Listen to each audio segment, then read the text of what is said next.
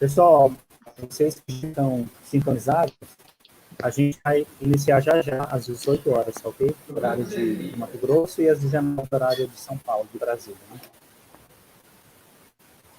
Só um minuto.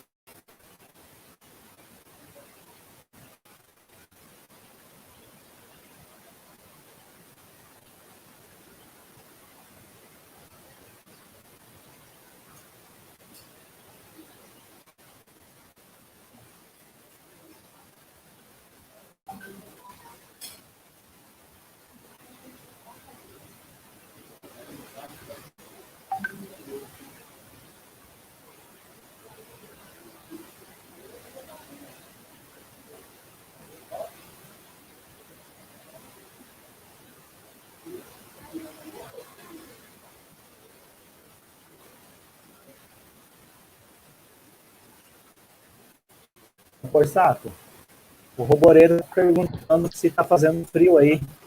Tá super frio aqui, tá um frio danado aqui. Tô congelando, tô tremendo de frio. Se eu tremer, não é só de vergonha, não. Não é só de timidez, é de frio aqui. Ah, tá uns 15 graus para menos, né? Aqui é úmido onde eu tô. Caramba, hein? Friozinho, chegou a frente fria firme aqui. E todo lado do rio, Paranapanema aqui, então, vixe. Caramba. Muito bom. Bom, vamos lá então, né, Borsato? Pessoal, boa noite, então. Primeiramente, agradecer a todos vocês que estão nos ouvindo, nos assistindo, aqui pelo NAFA, pelo canal do YouTube, do Núcleo de Pesquisa em Agricultura Familiar e Agroecologia da Universidade do Estado de Mato Grosso, NEMAT, aqui de Alta Floresta. Bem, eu sou Wagner Gervásio, professor da UNEMAT, na área de fitotecnia, e hoje nós convidamos o professor Ricardo Borsato para uma fala para a gente sobre agroecologia em virtude da Semana do Meio Ambiente. Bom, o professor Ricardo Borsato é meu colega, né, Ricardo? Quando eu cheguei no doutorado na Unicamp, o Ricardo já tinha saído, mas mesmo assim nós conseguimos fazer alguns trabalhos juntos.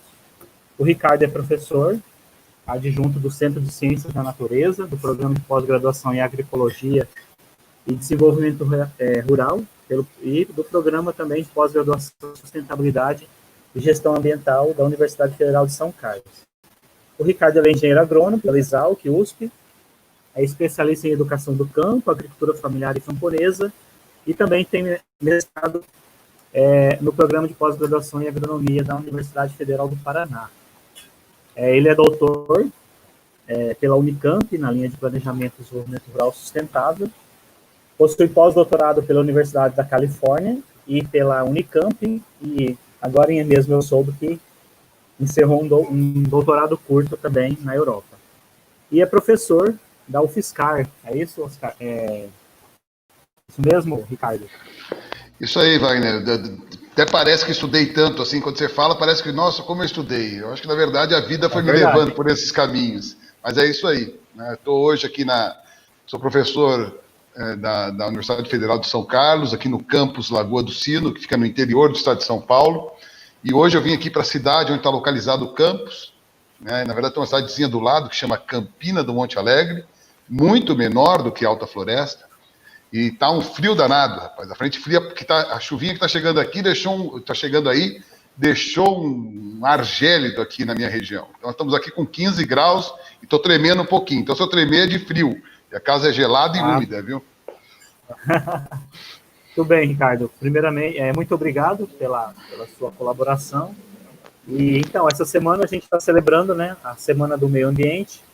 É uma temática bastante importante, principalmente nos dias de hoje, devido a toda essa conjuntura, toda essa problemática que nós estamos enfrentando com a pandemia, com as mudanças climáticas e etc. E a agroecologia, eu penso que é uma ferramenta, é um instrumento, é uma ciência, é um modo de vida interessantíssimo para que a gente possa, então, enfrentar todos esses problemas que estamos enfrentando. Né?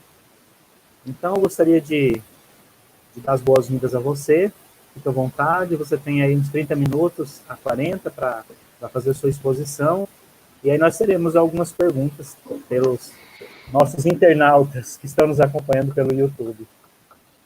Wagner, muito obrigado pelo convite, professor, agradeço, para mim é uma grande alegria. Já estive em Alta Floresta há um bom tempo atrás, já, a convite do professor Roboredo, né, um grande amigo que é esse, nós fomos contemporâneos no doutorado lá na FEAGRE, e é uma cidade que eu trago recordações maravilhosas no coração, tive experiências muito gostosas, muito interessantes em Alta Floresta. E para mim é um motivo de grande alegria poder compartilhar com o núcleo de vocês, com o NAFA, agradecer esse convite que vocês da Unemat, do Campus Alta Floresta, especificamente do núcleo, fazem. É uma alegria poder compartilhar um pouco do que a gente vem estudando, pesquisando, trabalhando e que acredita, né, cara? Então, e a partir disso começo a minha fala, né, que vão versar um pouco sobre a agroecologia. Mas, mesmo sendo Semana do Meio Ambiente, eu pretendo trazer uma perspectiva um pouco diferente, né? O que eu chamo de agricultura ortodoxa, que muitos chamam de agricultura convencional, essa agricultura baseada, né, no pacote tecnológico da Revolução Verde, né, de moto mecanizada, dos agroquímicos, do melhoramento genético, né, ela não há dúvidas que ela trouxe alguns benefícios sociais importantes, né? Hoje nós temos uma comida barata na mesa das pessoas e, né, o grande volume de alimentos sendo produzido, né, a produtividade agrícola aumentou, mas isso não é motivo para que fechemos os olhos, né, para os impactos negativos desse modelo de produzir alimentos, de produzir comida, né?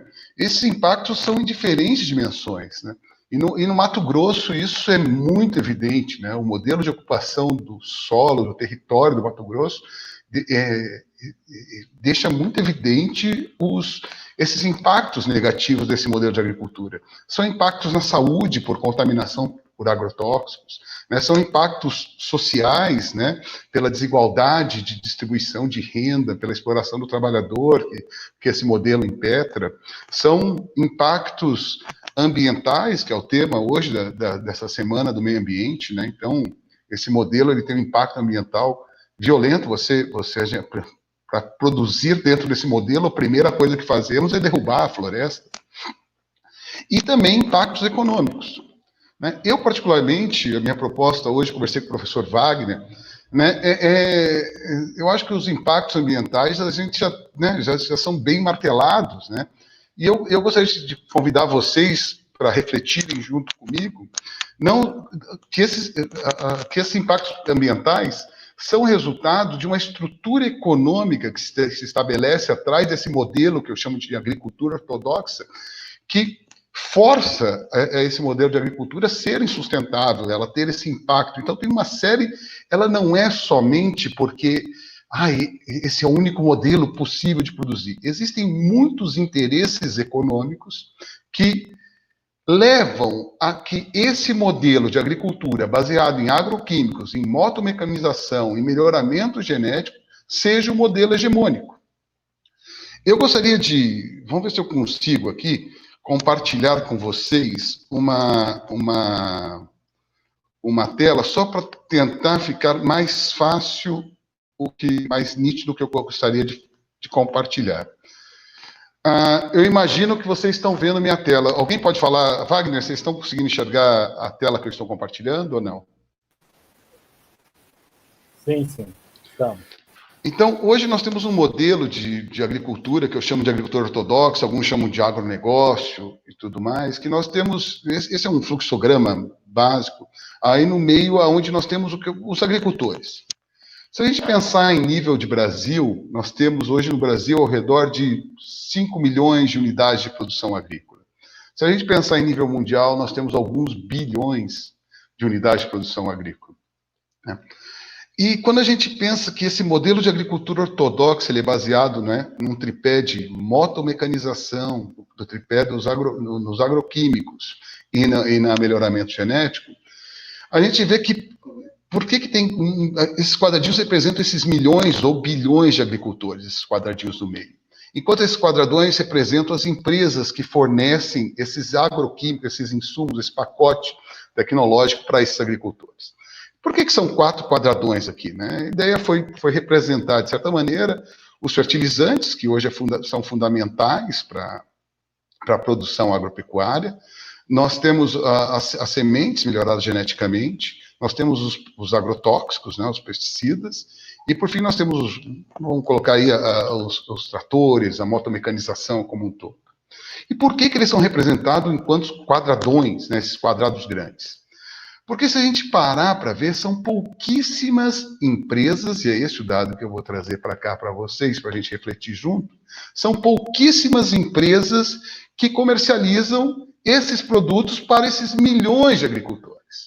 Então, quando a gente pensa em nível mundial, o número de empresas de agrotóxicos, né, vamos pegar aqui o primeiro quadrado e falar que são as empresas de agrotóxicos.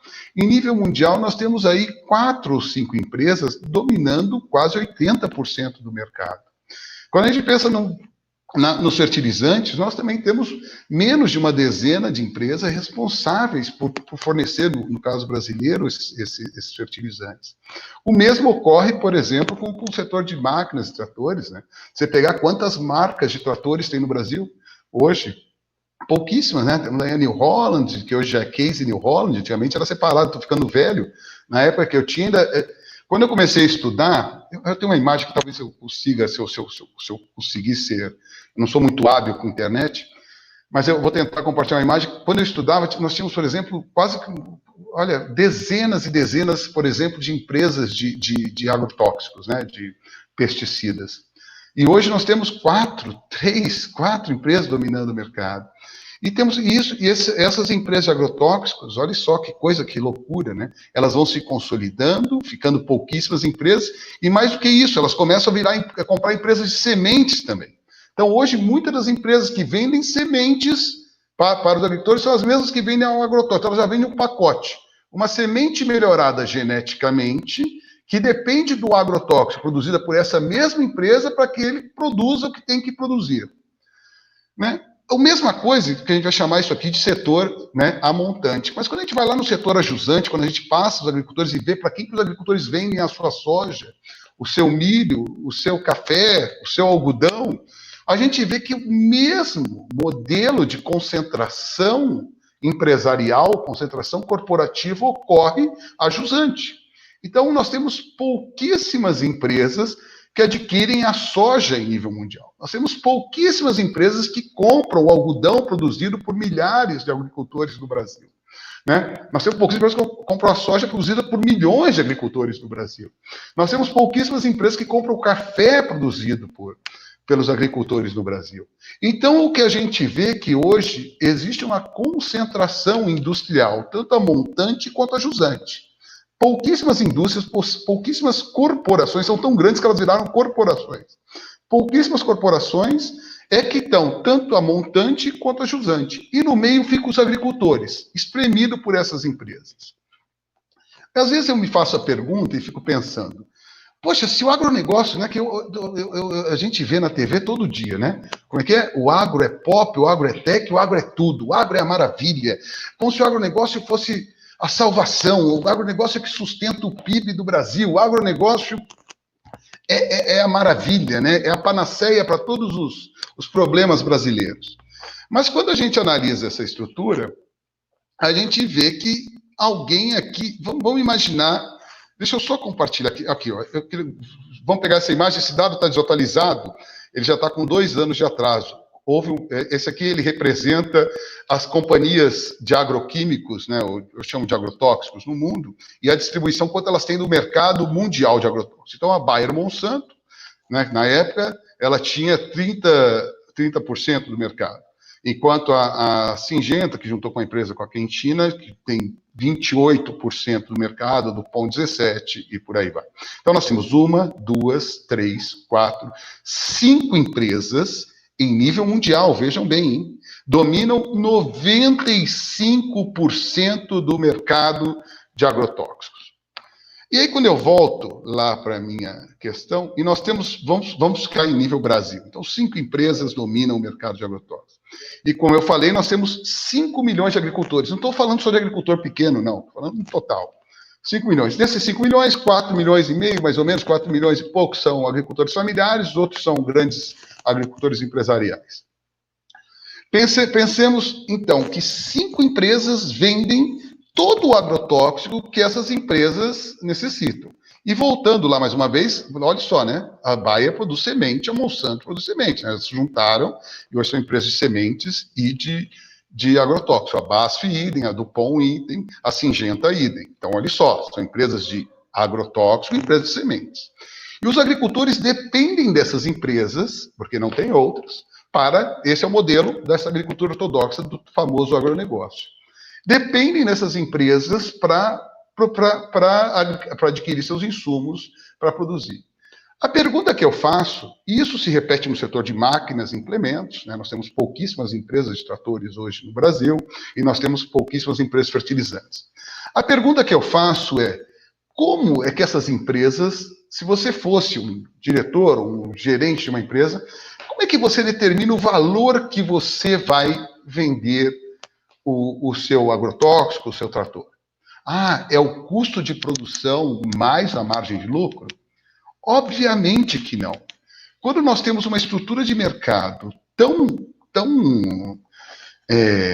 desigual, tão concentrada, né, onde o poder tão concentrado, o poder de negociação fica na mão, né, dessas grandes empresas, os agricultores dependem delas, é lógico que elas vão cobrar o valor que o agricultor consegue pagar. É isso. Né? E ela vai continuar fazendo propaganda, investindo no agro é tech, o agro é pop, o agro é tudo, e pôr lá propaganda de aplicação de agrotóxico como uma coisa, aquela lavoura linda, e o agricultor sorrindo, feliz, numa grande picape e tudo mais, e vai continuar no processo de expropriação da riqueza gerada por esses agricultores. Por quê? Porque não existe um mercado equilibrado, né? Elas têm o poder de pôr o preço que o agricultor pode pagar. Ela não põe mais do que o agricultor pode pagar, senão aí ela quebra. Mas então, se o agricultor consegue ter uma rentabilidade maior, ela cobra mais. Então vamos pegar como exemplo. Então o preço da soja começa a subir. O que acontece automaticamente com o preço dos agrotóxicos? Sobem. Numa proporção igual? Não, até uma proporção maior do que o preço da soja.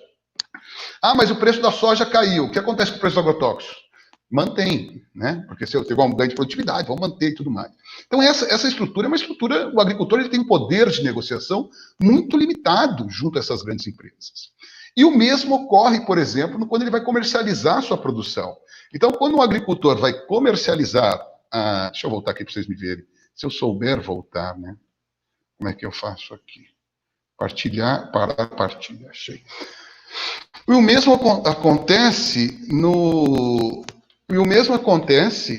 setor ajusante. Você tem pouquíssimas empresas que são responsáveis por comprar essa produção. Então, não é o agricultor que faz o preço da soja. Não é o agricultor que faz o preço do milho. Não é o agricultor que faz o preço do café. Apesar dele ficar, no caso do café, anos cuidando da sua planta. Apesar de, no caso da soja, ele comprar, assumir todos os riscos e tudo mais. E ele tem um poder nulo, né? Quem faz o preço da soja? O mercado. E o mercado se torna, né? Quem faz o preço do café? O mercado. E o mercado se torna como um ser onipresente, né? Como se fosse um ente divino, né? O mercado é que faz isso, como se o mercado fosse como se fosse Deus, né? Não existe, o mercado é assim, pronto, e tudo mais. Mas quando a gente observa, é uma estrutura de mercado. A grande pergunta que eu faço, então eu falei que as empresas de agrotóxico compraram, né, viraram empresas de sementes, as empresas de sementes viraram empresas de agrotóxicos, elas se fundiram, não só dentro do setor, mas entre setores. E mais do que isso, você vê também algumas empresas que agora nem tanto, mas, por exemplo, a Bunge, ela fazia o fertilizante, era uma grande empresa de fertilizante no Brasil, e também uma grande trader, uma grande empresa que adquiria a soja, os grãos, as commodities produzidas no Brasil. A questão que sempre me fiz é por que essas grandes empresas do agronegócio estão sempre a montante e a jusante, elas estão sempre antes da porteira e depois da porteira e nunca dentro da porteira.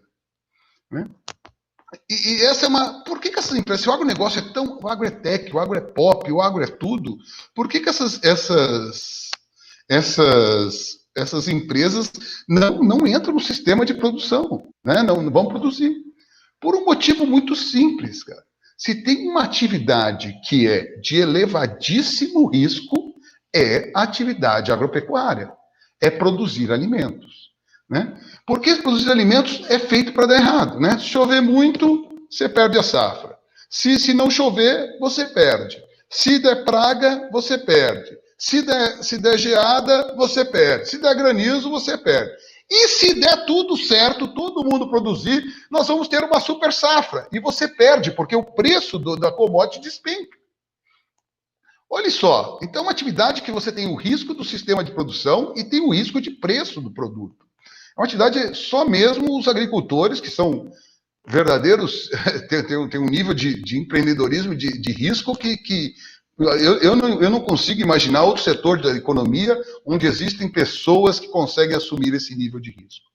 E vejam bem, então essas empresas não entram. Então você não vê empresa de fertilizante produzindo soja ou milho, nem nada. Você não vê essas grandes empresas, essas grandes corporações produzindo alimento. Ah, professor, mas tem exceções? Tem mesmo. Então, quando a gente pensar em alguma exceção, quando eu fico pensando, por exemplo, na cana-de-açúcar, que aqui na minha região é forte, né? Então, em geral, a usina, que é quem faz uma indústria, né, que faz a transformação, ela produz a cana também. Mas quando a gente pega e verifica qual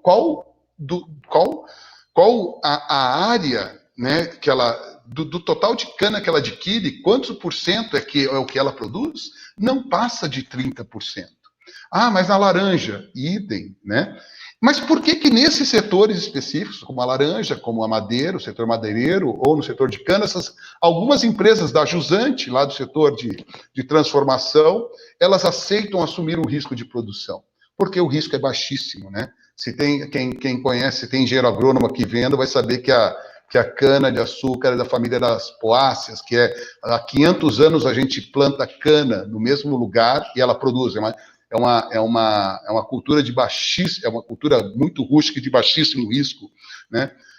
Ou o setor silvícola, né, de árvores, né, os pomares e tudo, que passou o início, é difícil, né? Não é que nem a soja, choveu muito, perde, ou vem uma geada, você perde tudo, né? Então, quando o setor de silvicultura, por exemplo, ele só tem o perigo da formiga, superou a formiga, né, o risco da atividade produtiva despenca. Bem, vou compartilhar de novo, se eu conseguir sempre, uma outra imagem com vocês. Vamos ver aqui. Imagino que estão vendo.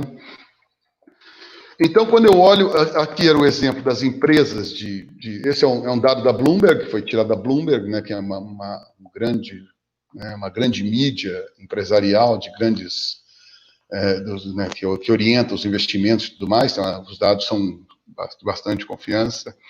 Aqui nós já estamos aqui já é, por exemplo, um dado do ETC, que ela vai mostrar, por exemplo, a concentração, o market share de empresas, né, das 10 maiores empresas de sementes, né, para vocês verem que os dados não é o Ricardo que está inventando.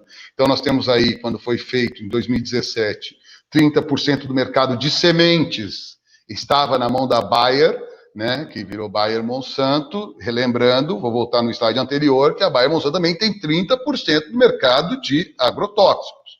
Então, a mesma empresa. A Dow DuPont também, você vendo aqui que ela tem 22% do mercado de sementes, né, melhorada geneticamente, e se a gente voltar lá, ela também tem 17% do mercado de agroquímicos, né? E aí vai a Syngenta, que a gente também já tinha falado lá.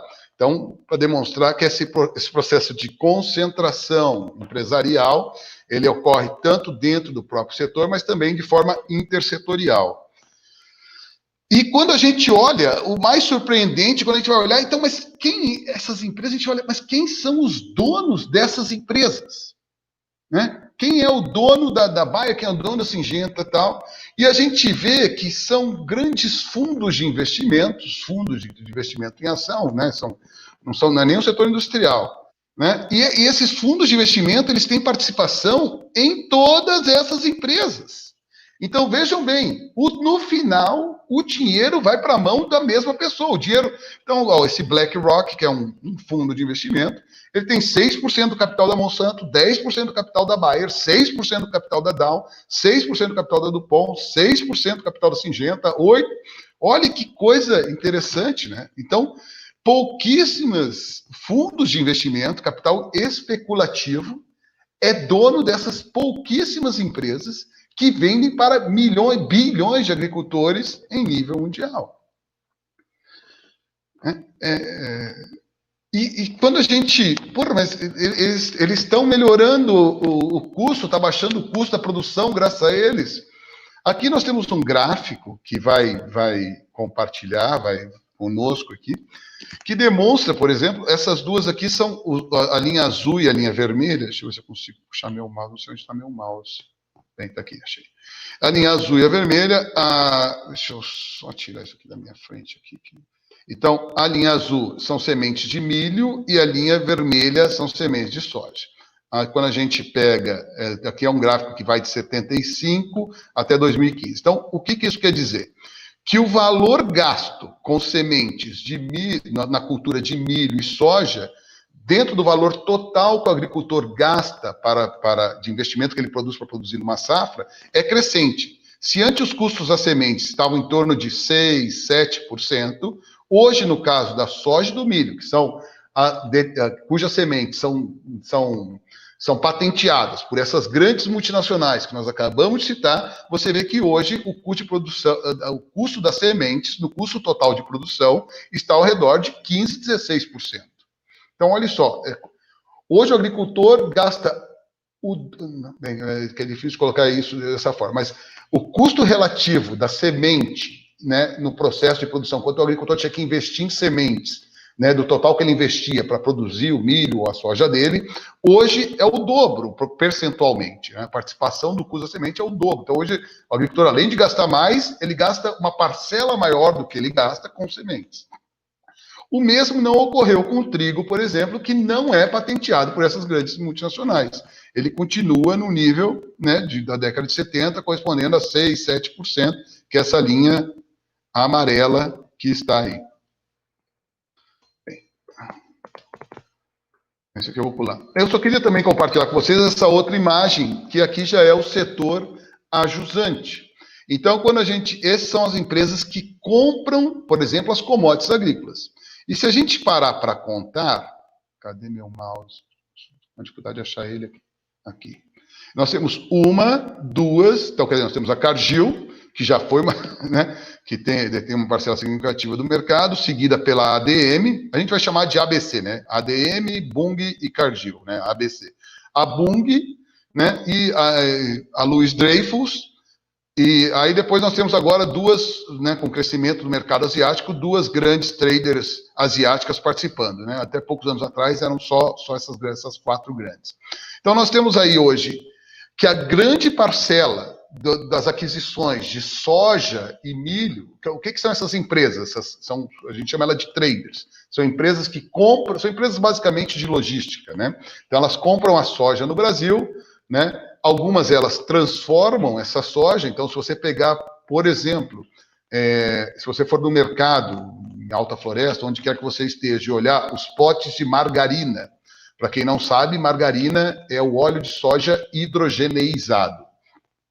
Bem, vamos aprofundar um pouco, né? Para que serve... Deixa eu voltar aqui para vocês verem minha cara de novo. Como é que eu faço? Parar de partilhar.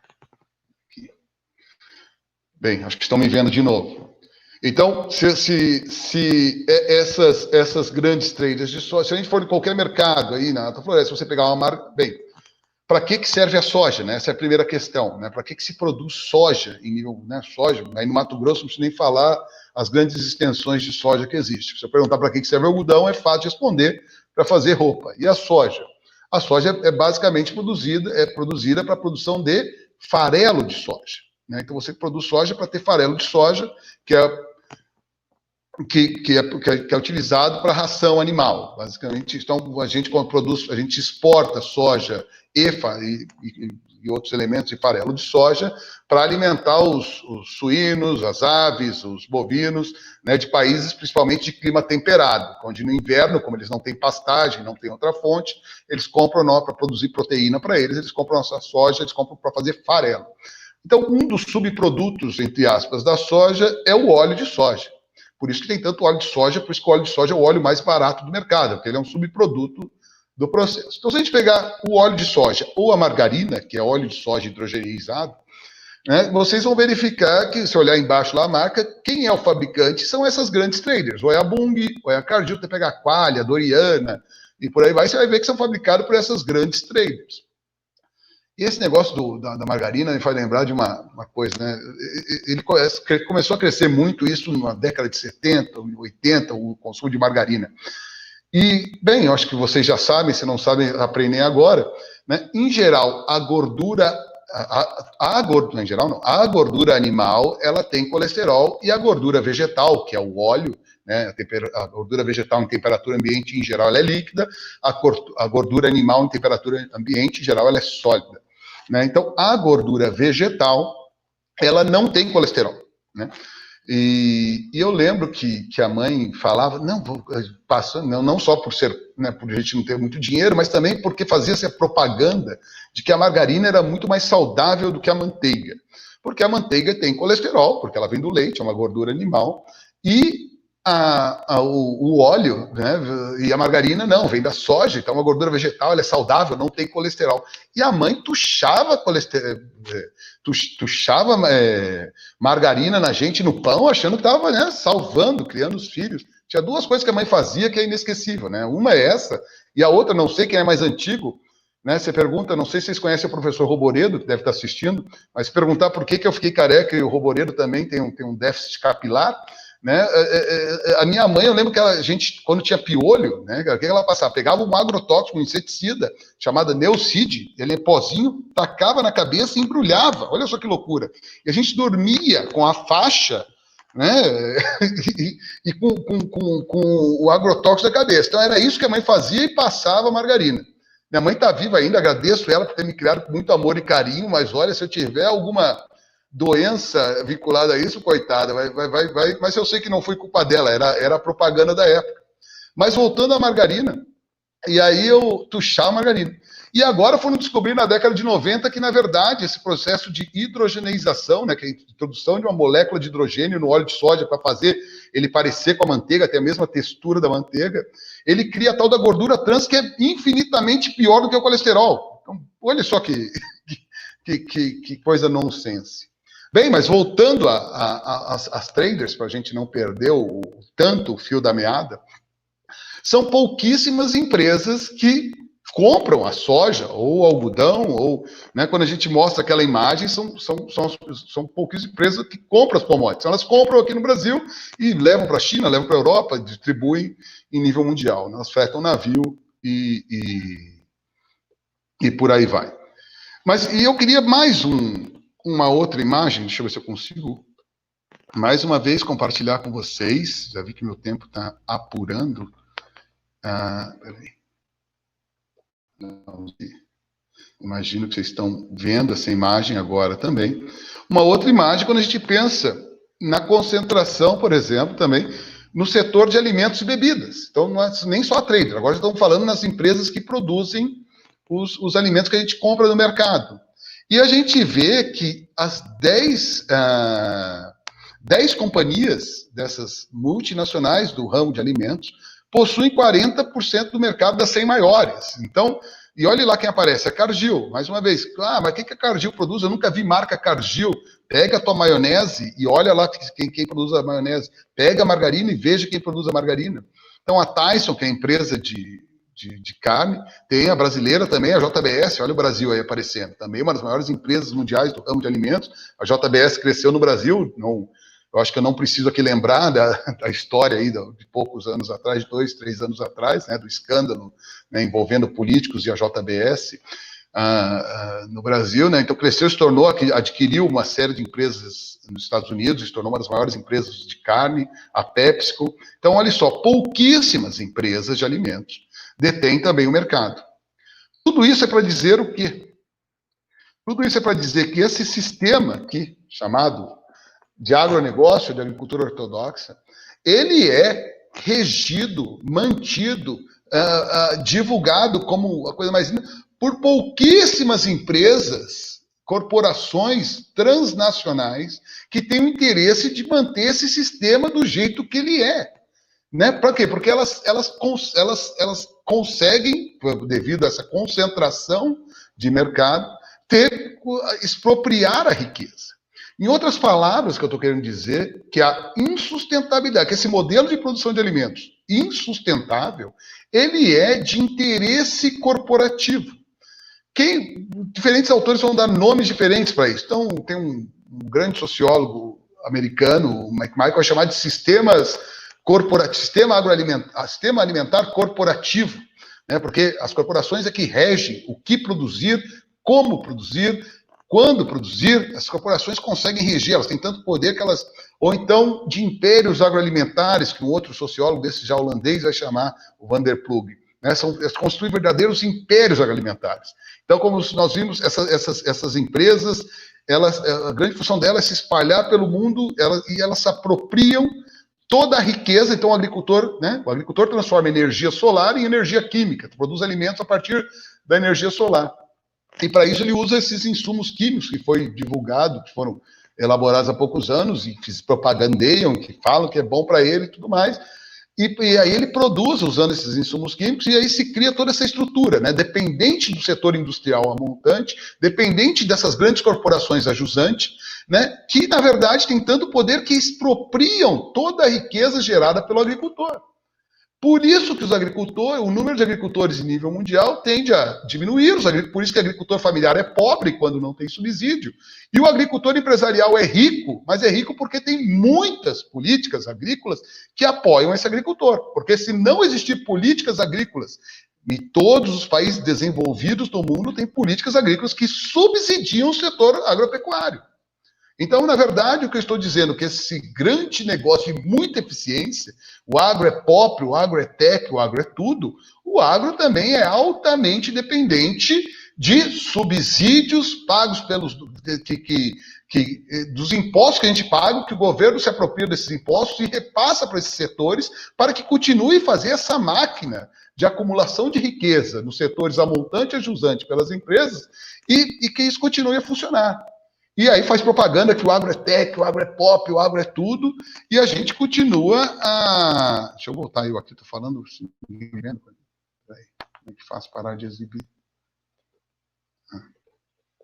Que o agro é tech, o agro é pop, o agro é tudo, porque é o jeito de fazer ninguém questionar esse modelo. Ah, mas tem impacto ambiental. Não, mas responde por tanto por cento do PIB. 30%, olha só as coisas que a gente fala. 30% do PIB brasileiro é do agronegócio. Ou então, não, mas gera tantos empregos. Então a gente gera-se toda uma estrutura, uma macroestrutura de concentração de riqueza que alardeia as vantagens e fala que todas as externalidades, para usar um termo econômico, externalidades negativas, quer dizer, a degradação ambiental, a contaminação dos rios, né, a destruição das florestas, né, os impactos sociais, que tudo isso é justificado, porque afinal o agronegócio é tech, é pop, é tudo. E na verdade, quando a gente para olhar esse sistema, a gente vê que é um sistema concentrador de riqueza, não na mão dos agricultores, hein? A expropriação se dá no pequeno e no grande agricultor, né? Então é uma expropriação de riqueza pelo setor industrial. O setor industrial, ele se apropria de toda a riqueza gerada pela agricultura. E ele sobrevive, o agricultor consegue ter a caminhonete, ou ter tudo dele, porque tem muito subsídio agrícola. Então nós temos aí crédito agrícola de milhões e milhões subsidiados, nós temos toda uma estrutura, renegociação de dívidas agrícolas e seguro agrícola, nós temos, né, vai se criando uma macroestrutura, e não estou dizendo que ela é errada, só estou explicando como funciona, não estou fazendo nenhuma crítica de valor, nem nada. Bem, tudo isso é para dizer, mas eu preciso falar no meu tema, que o Wagner falou que não era para falar de agronegócio, e sim falar de agroecologia. E aí vamos entrar no tema de agroecologia. O que é agroecologia? Né? E aí nós temos que pensar o que é esse debate de agroecologia. Então, quando a gente fala em agroecologia e agricultura sustentável, a gente não está falando, e é isso que eu gostaria de deixar como grande mensagem de hoje, num processo simplesmente de substituição de insumo. Né? Não adianta eu substituir um insumo químico por um insumo mais biológico, mais sustentável.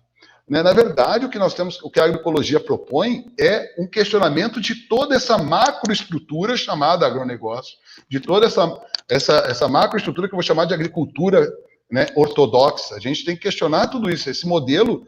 Eu lembro da fábula dos porcos assados, que estava ali na... Vocês já ouviram, né, que tacaram fogo na floresta uma vez, aí saiu uns porcos assados e falaram que delícia. Aí desenvolveram toda uma tecnologia de como queimar floresta para fazer porco assado, né? E ninguém nunca questionou, por que eu não pego o porco e põe na churrasqueira? É bem mais simples.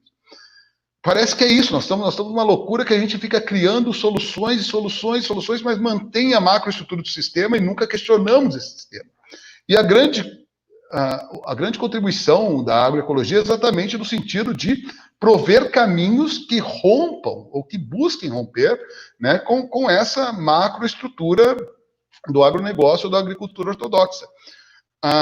Bem, vamos só compartilhar mais uma imagem, prometo que é a última.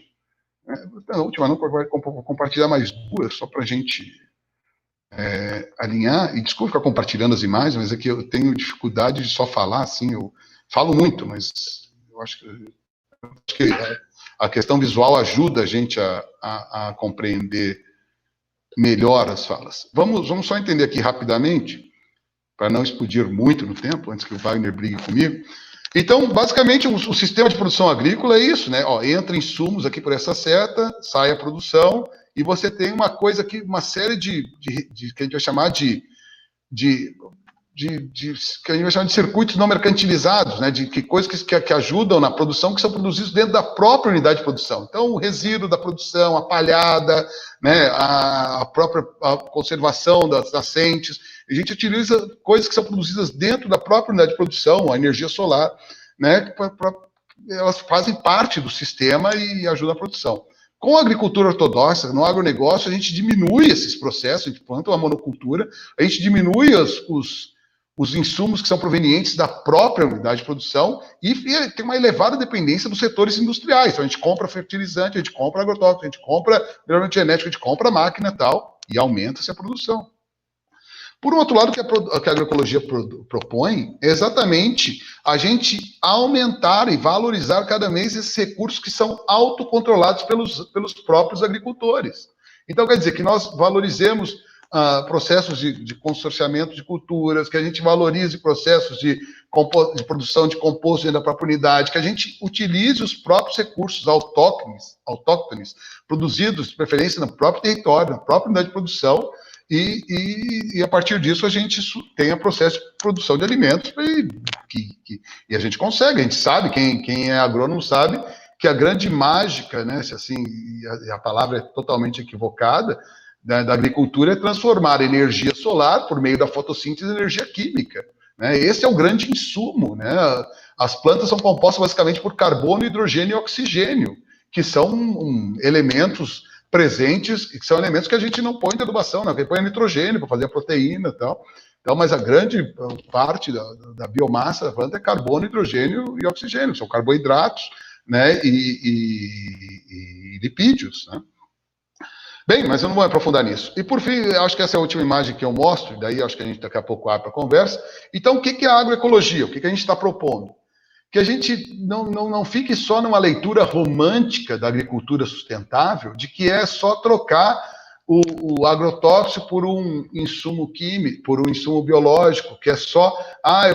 Nós temos a perspectiva, a agroecologia propõe o rompimento com os setores corporativos. Né? Você buscar cada vez mais autonomia em relação ao seu processo de produção de insumos, em relação aos seus processos também de comercialização.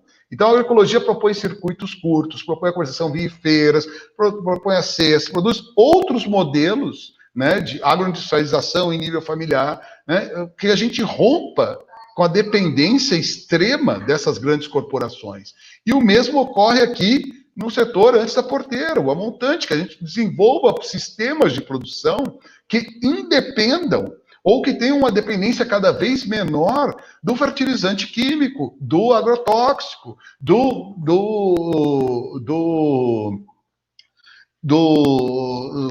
de grandes maquinários. Ah, mas professor, você está falando que não temos que ter indústria? Não, o que eu estou falando é que nós temos que buscar graus crescentes de autonomia, porque é o único jeito de se ter uma agricultura sustentável. Né? Hoje, esse modelo que se estabelece, ele faz todo isso para que a agricultura continue insustentável. Porque é da insustentabilidade ambiental que se consegue fazer a expropriação da riqueza gerada pela agricultura. Bem, eu acho que aí o resto a gente tem uma série de passos, de práticas, eu acho que o tempo já está avançado e eu acho que a gente pode dedicar a conversa e tudo mais. Bem, deixa eu voltar aqui para a minha imagem. Cadê? Já voltei? Não sei. Bem, estou aqui de volta. Então é isso, gente. Eu espero ter compartilhado um pouco a leitura de que a agroecologia, primeiro, que a agricultura ortodoxa, o agronegócio, é sustentado por uma gama de corporações que tem interesse na insustentabilidade ambiental, e o que a agroecologia propõe é exatamente buscar caminhos que aumentem a autonomia do agricultor em relação a esses setores industriais. Né? E assim a gente consiga fazer uma agricultura mais sustentável, que seja menos impactante ao ambiente, até o contrário, que gere benefícios ambientais, e que gere água, que gere saúde, que gere alimentos saudáveis, e por aí vai. Bem, Wagner, eu acho que é isso. Acho que o meu tempo, como eu falei, eu falo muito. Se deixar, eu falo mais 1 hora aqui. Espero que tenha dado um pouco conta do recado, trazido alguma coisa interessante. Muito bem. Muito bem, Ricardo. Em nome da Universidade do Estado de Mato Grosso e do Núcleo de Agricultura Familiar e Agroecologia, nós agradecemos as suas excelentes reflexões sobre a agricultura que você chama de ortodoxa, né? Ou, para nós, o agronegócio. Bastante atualizada, né? Deu para entender muitas coisas importantes aqui que você coloca, a questão da importância e as implicações do agronegócio no Mato Grosso, no Brasil e no mundo. E falar que eu já usei também aquele seu agrotóxico contra piolho. Como que é? Neucid? Neucid, era um pozinho, era uma latinha também que a mãe jogava na cabeça, assim.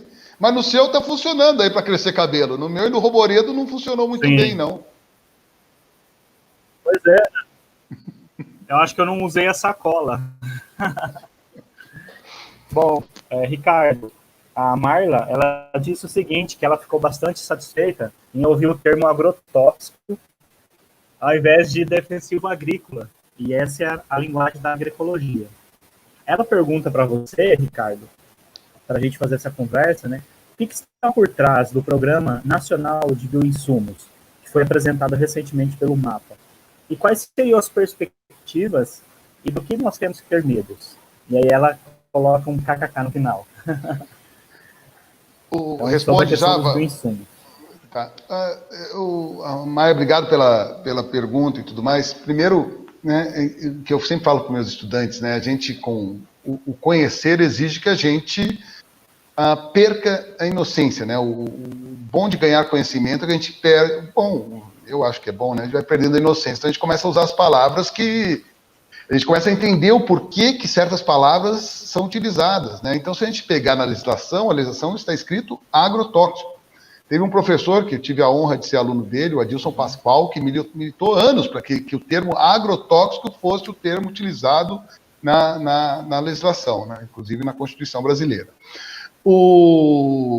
E aí, mas as empresas, é óbvio que não vão falar, é um termo pejorativo, né? Então, aí é defensivos químicos, e aí tem eu nem sei porque, como não é muito da minha área, então, mas eles têm uns nomes bonitos que dá até vontade de tomar, se você não ficar atento. Né? É a mesma coisa, por exemplo, quando você vai falar com o movimento social rural, ele fala que ele faz ocupação, enquanto que o grande latifundiário fala que ele faz invasão. Né? Então, apesar de parecerem sinônimos, né, elas têm fundamentos e até mesmo conotações que são um pouco diferentes. Né? Então, eu chamo de agrotóxico por vários motivos, porque primeiro eu realmente acredito que é um agroquímico tóxico. Mas, voltando à questão do bioinsumos, a questão da política nacional, é importante só separar o joio do trigo, não quer dizer que tudo que está na política é ruim, nem bom. Mas é importante colocar, por exemplo, que todas essas grandes multinacionais, elas produzem produtos também para a agricultura orgânica. E elas são apoiadoras, até de certo ponto, da agricultura orgânica. Porque os insumos que elas produzem, que são atestados pela agricultura orgânica, né, que são bioinsumos, podem ser considerados bioinsumos, eles são insumos que mais caros do que os químicos. Então, a margem de lucro que ela obtém, né, quando a gente compara, na época, agora nem sei mais, mas antigamente um BT, quando eu ia comprar um BT, por exemplo, não é para o mesmo fim, tá, mas um inseticida qualquer, né, a margem de lucro que essa empresa tem no BT que ela produz, o Bacillus thuringiensis, é bem maior do que o que ela produz, do que ela ganha no inseticida, que já é... Então, o que eu quero dizer, agora, todos os bioinsumos são ruins? Não, existem, né, existem bioinsumos e bioinsumos, existem empresas, corporações, existem diferentes níveis. O importante é que nós temos que nos atentar para esse que só utilizar insumos orgânicos não quer dizer, se a gente utiliza... Nós temos aqui grandes unidades no estado de São Paulo, produtoras de açúcar orgânico para exportação, orgânico, grandes monocultura, grandes usinas que produzem açúcar orgânico para exportação. Ou nós temos também hoje, é fácil contar na região do Mato Piba, até mesmo fazendas de soja, com trabalho, olha, isso eu escutei num seminário na última rede de rurais, trabalho semi-escravos coreanos e tudo mais, que produzem soja orgânica, né, em monocultura. Então, tomar cuidado, isso não está rompendo com o sistema, continua um processo de expropriação da riqueza, continua um processo de produção não sustentável, de baixa biodiversidade dentro do sistema de produção. Então, é isso, quando nós estamos falando de agroecologia, estamos falando em romper com essa lógica, né? Então, não é um processo simples de substituição de um insumo por outro, né? Do insumo químico, do insumo... né? Porque aí você não substitui, continuam sendo insumos industriais, né? Só que um orgânico e outro químico. Então, é só isso. Às vezes tem que tomar cuidado na separação do joio do trigo dentro dessas políticas que parecem super bonitas. Ô, Ricardo, a Eliane também comentou que margarina é um veneno. Realmente é um veneno. A margarina, olha só, o Wagner é mais novo, mas não sabe, mas a margarina, eu lembro que, bem, ainda falo, né, família Doriana e tal, né, mas a margarina, ela era quando ela surge no mercado, né, porque você tem um excedente de óleo de soja e precisa escoar, eles desenvolvem esse processo de inserir uma molécula de hidrogênio na cadeia lipídica, e aí ela ganha essa textura. Porque qual é a grande característica da manteiga? Né? Ela é sólida, mas derrete a temperatura corpórea. A gente põe na boca, ela derrete. Os caras conseguiram desenvolver isso a partir de criar um óleo que ficasse sólido e que a hora que a gente põe na boca, ele derretia. E vendia-se a propaganda, Wagner, e aí a mãe inocente caiu, e era mais barato, né? Que era uma coisa boa para a saúde. Então, ela era quase que hoje a gente chama de probiótico. E aí a gente descobre que é exatamente isso que a companheira falou. Ela é um veneno, ela é gordura transgênica na horta, entendeu? Eu sei que estudante tem dificuldade de adquirir manteiga, né? Que é mais caro, mas olha, a margarina também não ajuda, viu? Ricardo, o Alexandre Olival, ele disse que também para a gente não esquecer dos subsídios indiretos e dos investimentos em pesquisas na formação dos técnicos, já que grande parte das universidades virou o setor dos recursos humanos de empresas, né? Aí o buraco é um pouco mais embaixo, a situação é um pouco mais grave do que aparenta. Esse modelo que a gente chama de agricultura ortodoxa, que hoje, que hoje é chamado de agronegócio, que era chamado de agricultura convencional, que é o pacote da Revolução Verde, ele foi gestado nos países do norte global, né? Então ele foi pensado lá em cima, e depois criou-se toda uma macroestrutura que existe até hoje, em nível mundial, para difundir esse modelo pelo sul global. Então, quer dizer, no México, Brasil, Índia, na África não chegou tanto, teve uma segunda onda, demorou um pouco mais. Mas é isso. Então, existe ainda hoje uma macroestrutura internacional que valida esse modelo. Então, hoje nós temos o organismo maior, que é a FAO, mas depois nós temos o CIGIA, que é um conglomerado de uma sociedade meio que anônima, que tem diferentes centros. Então, tem o centro do milho e trigo no México, tem o centro do café na Colômbia, tem o centro de políticas alimentares em Washington. Então, ele tem diferentes centros do arroz lá na Ásia. Tem diferentes centros ao redor do mundo que desenvolvem pesquisas, né, desenvolveram e ainda desenvolvem pesquisas para validar esse modelo e fazer isso, né, se difundir. No Brasil, logo na década, né, agora posso errar um pouco a data, não sei se foi final de 60, início de 70, né, se cria a Embrapa. E quando a gente fez uma pesquisa muito interessante com os pesquisadores da Embrapa, toda a primeira geração de pesquisadores da Embrapa foi enviado. Como é que a Embrapa fazia? Ela ia nas universidades do Brasil, pegava os melhores alunos das diferentes faculdades de agronomia, e esse aluno já era contratado. E era enviado automaticamente, se apresentava em Brasília, e já era enviado diretamente para os Estados Unidos para fazer o seu mestrado e doutorado lá. E voltava para validar esse modelo, esse pacote, né? Aprendia lá todo o pacote agroquímico da Revolução Verde, e depois vinha para a Embrapa trabalhar na adaptação desse pacote em nível nacional. E aí das Embrapas se cria as Ematers, tudo dentro de uma mesma lógica. Então o Estado cria, são dois caminhares paralelos. Um é muito crédito, muito subsídio, e como o companheiro falou aí também, você cria toda uma estrutura de pesquisa agrícola e de extensão rural, toda condicionada para disseminar esse projeto de agricultura por todo o país. No caso do Brasil, ou por boa parte do mundo, se a gente pensar em perspectiva nacional. Então, se cria-se estruturas públicas, né, com dinheiro público, com alto investimento, tanto com crédito para adotar, mas também de pesquisa e extensão rural, para fazer com que esse modelo se disseminasse para o Brasil. Então, e aí a gente vem agora, olha, vamos fazer diferente. Só que a gente quer fazer diferente, a gente não tem essa macroestrutura de pesquisa, a gente não tem essa macroestrutura de extensão rural, a gente não tem essa macroestrutura de subsídios agrícolas para fazer diferente. É uma luta de Davi contra Golias. Foi muito boa a colocação, que é isso, entender que o papel do poder público nunca foi só na política agrícola de maneira direta, né? Na política de crédito, no caso brasileiro, ou de subsídios, de comercialização, mas sim também nessa formação de ideologia de que o agro é tech, que o agro é pop e o agro é tudo. Né? Culmina nessa campanha. Então, existe toda uma formação de ideologia que não permite questionar. Então, você pega um agrônomo, ou um engenheiro florestal, ou uma economista doméstica formada nessa época, ela tem dificuldade, porque ela foi ensinada, ela foi formatada de que esse modelo de agricultura hoje chamado ortodoxa é o caminho, né? E é difícil você desarraigar tudo isso, né? Então, muito boa a colocação do companheiro aí. Verdade. E também a agroecologia, ela tem uma grande importância, né, no fomento da economia local, ao contrário do agronegócio, que geralmente exporta riqueza para, né, as multinacionais. O Ricardo, o Roboredo, ele te dá os parabéns, né, pela sua brilhante apresentação, e ele faz uma pergunta: como que você vê o papel das políticas públicas no contexto da agroecologia e da sustentabilidade? A questão das políticas públicas. E a Elaine Cristina, ela diz que é a tática de maquiar o que é ruim para parecer bom e assim enfiar goela abaixo daqueles que não possuem ou pouco possuem acesso à informação sobre a questão dos agrotóxicos.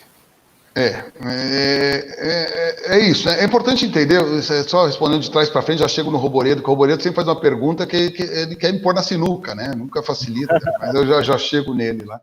Mas como a companheira falou, também a gente não pode, eu tenho muito cuidado com os estudantes, né, para a gente sempre fazer reflexões de maior profundidade, né, que só a crítica também não adianta, é isso, temos que buscar soluções, entender os porquês, até para poder convencer, né, né, a gente encontrar caminhos diferentes. Então, é importante entender, né, que esse modelo tem, né, produziu alimentos, né, ele é importante para a balança comercial brasileira, mas é importante, o Brasil é um país agroexportador até hoje, né, é incrível isso, a gente exporta produtos de baixíssimo valor agregado há mais de 500 anos, né, e a gente tem uma dificuldade enorme de exportar ou de produzir aqui mesmo qualquer produto, e olha que o Brasil é um país bem industrializado, comparativamente, produtos de maior valor agregado. Mas a nossa balança comercial é completamente dependente de exportação de produtos primários de baixo valor agregado. Isso há 500 anos. É surpreendente, né? A gente não consegue romper com esse ciclo, né? Que gera uma desigualdade social, concentração de terra e tudo mais. Mas uma pergunta do... Então, eu só queria balancear para entender as complexidades, as nuances que tem sempre esse debate. E vamos à pergunta do Roboredo. Eu sou um cara que rema um pouco contra a corrente. Eu fico sempre pensando, né, qual é a capacidade de um Estado burguês, como o Estado brasileiro, né, nós vivemos uma sociedade burguesa, o Estado burguês, de apoiar políticas contra-hegemônicas, políticas que visem questionar o papel das grandes corporações, né, que vise questionar, buscar um processo de soberania nacional maior e tudo mais, né, um projeto que vai contra interesses econômicos de grande escala. E eu sempre fico pensando que o papel do Estado é muito limitado, ele é importante, mas é limitado. O Estado ele foi muito bom de promover a Revolução Verde e fazer esse caminho, porque era de interesse, né, norte-americano, geopolítico, mas também de interesse das empresas. Mas o Estado ele é muito limitado quando é para fazer políticas que questionem o grande capital e tudo mais. E a gente vê isso no caso das políticas da agroecologia, que foram, né, o Plano Nacional de Produção Orgânica e Agroecologia, 1, 2... E quando a gente vê o resultado final, o mesmo nível de investimento, de comprometimento do Estado brasileiro, apesar de importante para nós que somos da área militante, mas é muito limitado. O que eu quero dizer é que essas políticas têm a sua importância, mas elas são, se a gente for depender do Estado para ser o grande promotor da agroecologia, para fazer uma transformação dos sistemas de produção agrícola no Brasil, eu acho que nós estamos na lama, entendeu? É importante sim, deixa eu tentar, para não deixar... É importante sim nós pressionarmos o Estado para que nos ajude, né?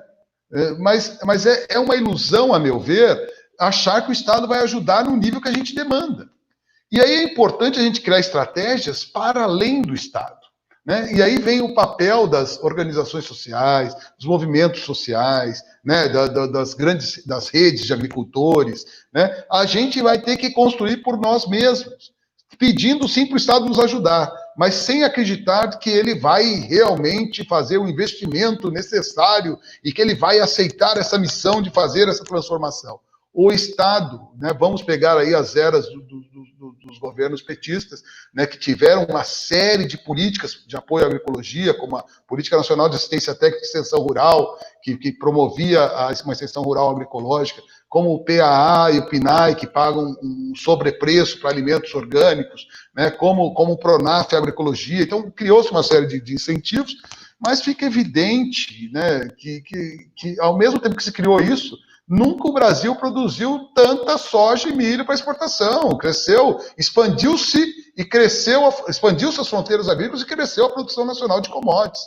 Então, esses paradoxos são presentes. Então, temos que tomar um pouco de cuidado, não, né? Temos que compreender esse processo das políticas, né? Depender do Estado é importante tensioná-lo, mas acreditar que realmente ele vai suprir nossas demandas, para mim, é no mínimo ilusório.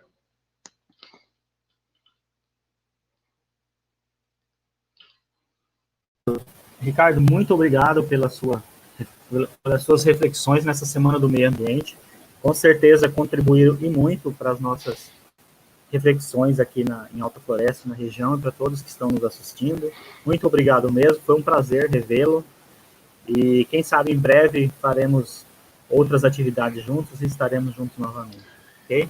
Wagner, eu espero vê-lo em Alta Floresta, porque, bem, aqui em São Paulo, você sabe, Campinas não é um dos lugares mais aprazíveis, né? Alta Floresta é uma cidade que está no meu coração ainda até hoje. Eu espero que a gente supere rapidamente essa pandemia e que voltemos, de certa maneira, a ter essa possibilidade de nos encontrar pessoalmente, de compartilhar uma boa conversa, né, de trocar uma boa experiência, de partilhar uma boa mesa. E espero que isso seja em Alta Floresta em breve. Muito obrigado aí pelo convite. Um grande abraço, amigos de Alta Floresta, e aos outros que tiveram a oportunidade de participar dessa conversa.